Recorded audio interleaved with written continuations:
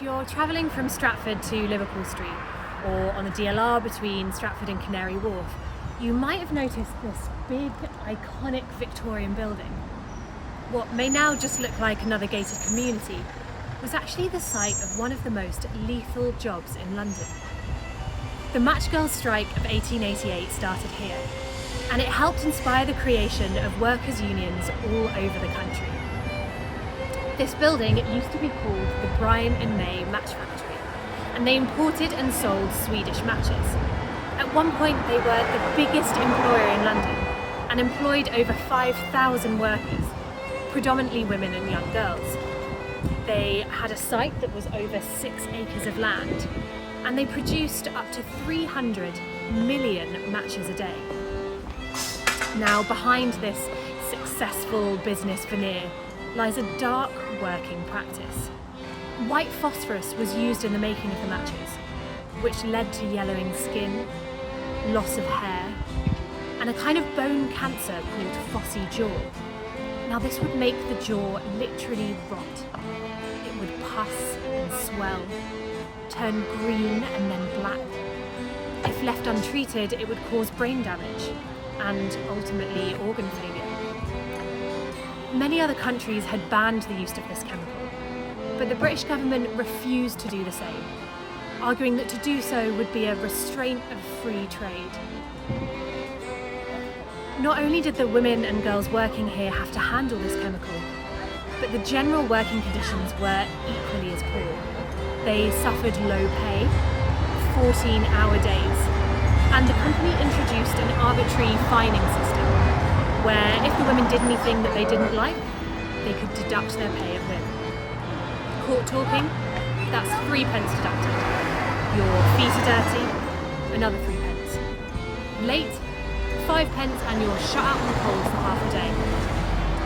One woman was fined a whole shilling for letting the web twist round the machine in an attempt to stop her finger from being cut off. Another woman actually had her finger cut off, being told that the machine was more important.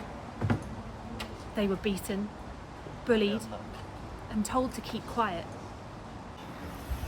The Matchgirls strike acted as a catalyst for the wave of strikes that swept the nation in the 19th and 20th centuries. Workers were standing up for their rights and demanded better pay and working conditions.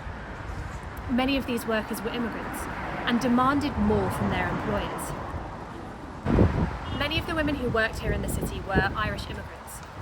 Fleeing poverty and the Great Famine, the Irish-born population of London reached its peak in the 19th and 20th centuries.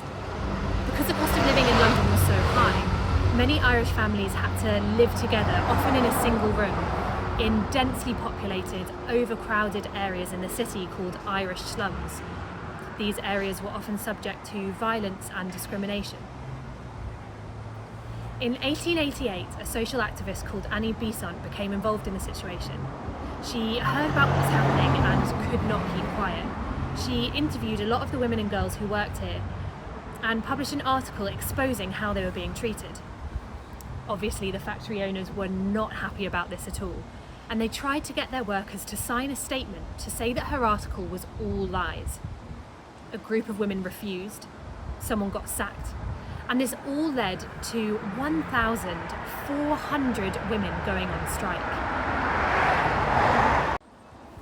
This made the company's production grind to a halt, and as a result, the first all-women matchmakers trade union was formed. The campaign for better pay and working conditions gained national publicity. All sorts of prominent celebrities got involved and championed the cause. The strike became front-page headline news and was the first unorganised strike of this nature to get this kind of media attention.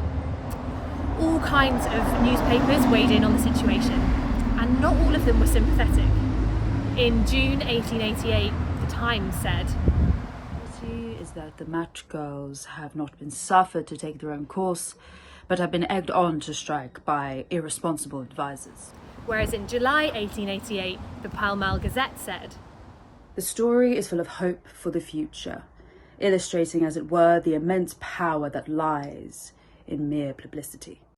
The Bryant and May match factory continued here in Bow until 1979. In 1988, developers took over the site and turned it into what it is now, the Bow Quarter. So although the building may have changed, the Matchgirls' legacy lives on.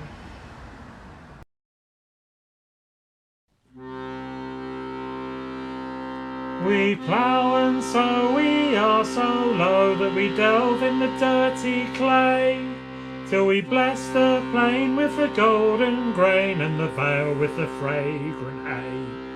Our place we know, we are so low, down at the landlord's feet. We're not too low the grain to grow, too low the bread to eat. We're not too low the grain to grow, too low the bread to eat. We're not too low the grain to grow, too low the bread to eat. Down, down we go, we are so low, to the hell of the deeps of mine, where we gather the proudest gems aglow, and the crown of the dead spot shines. Whene'er he lets upon our backs fresh floaty names to lay, we're far too low to vote the tax, not too low to pay. We're far too low to vote the tax, not too low to pay. We're far too low to vote the tax, not too low to pay. We're low, we're rabble, we know. Get out our plastic heart. The mould of the moving feet will grow into palace and church and tower. Then prostrate fall in the rich man's hall, cringe at the rich man's door. We're not too low to build the wall, too low to tread the floor. We're not too low to build the wall, too low to tread the floor. We're not too low to build the wall, too low to tread the floor. We're low, we're very, very low, yet from our fingers glide the silken flow and the robes that glow from the limbs of the sons of pride. And what we get and what we give, we know and we know our share. We're not too low the cloth to weave, too low the cloth to wear. We're not too low the cloth to weave, too low the cloth to wear. We're not too low the cloth to weave, too low the cloth to wear. We're low, we are so low, yet when the trumpets ring, the thrust of a poor man's arm will go to the heart of the proudest king. We're low, our place we know, only the rank and file. We're not too low to kill the foe, too low to touch the spoil. We're not too low to kill the foe, too low